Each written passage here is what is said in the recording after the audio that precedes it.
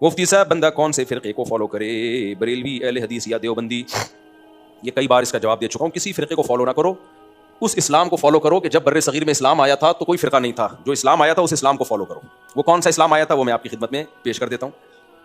دیکھو ہوا یہ ہے, عبداللہ بن مسعود گئے کوفہ, حضرت عمر نے عبداللہ بن مسعود کو کہاں بھیجا؟ کوفہ بھیجا. اور حضرت علی نے بھی کوفہ کو اسلام کا یعنی دارالخلافہ بنایا. حضرت علی کے ساتھ 1400 صحابہ بھی چلے گئے جو علم میں بہت پایا درجے کے تھے. تو کوفہ اسلام کا مرکز بن گیا, سمجھ رہے ہو.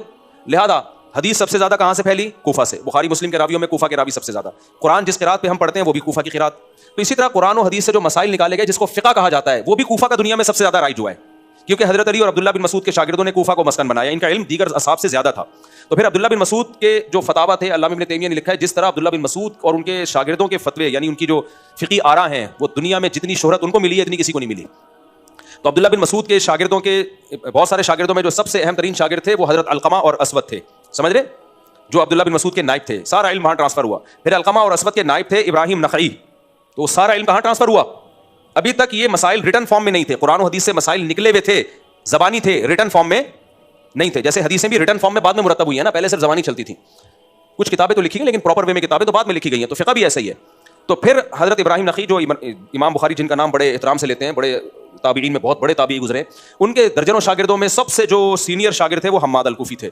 تو یہ فقہ ٹرانسفر کہاں ہوا؟ پھر حماد الکوفی کو لوگوں نے امام بنایا. پھر حماد الکوفی کے درجنوں شاگردوں میں جو سب سے اعلیٰ درجے کے شاگرد تھے وہ امام ابو حنیفہ. تو وہی جو حضرت علی اور عبداللہ بن مسعود سے چلتا ہوا فقہ آیا وہ کہاں آ گیا؟ امام ابو حنیفہ کے پاس. امام ابو حنیفہ کے بہت سارے شاگرد تھے لیکن دو ان میں سب سے زیادہ ٹاپ پر تھے, امام ابو یوسف اور امام محمد جن کو صاحبین کہا جاتا ہے. تو جب ان تک آیا نا یہ فقہ تو انہوں نے کہا کہ اس کو ریٹن فارم میں آ جانا چاہیے تاکہ مرتب ہو. اسلامی حکومتیں پھیل رہی ہیں, لا جب تک ریٹن میں نہیں ہوتا تو وہ ایک مضبوط نہیں ہوتا.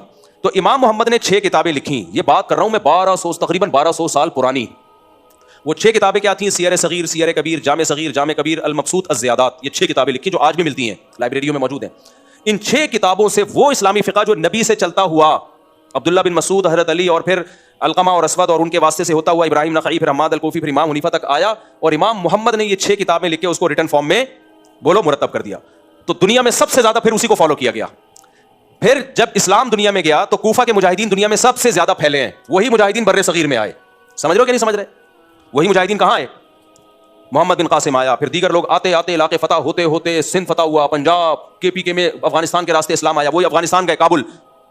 تو ہوتے ہوتے ہوتے ہوتے افغانستان میں تو حضرت عثمان کے دور میں کابل فتح ہو چکا تھا. لیکن جو فقہ رائج ہوا وہ وہی فقہ جو امام محمد نے مرتب کیا تھا.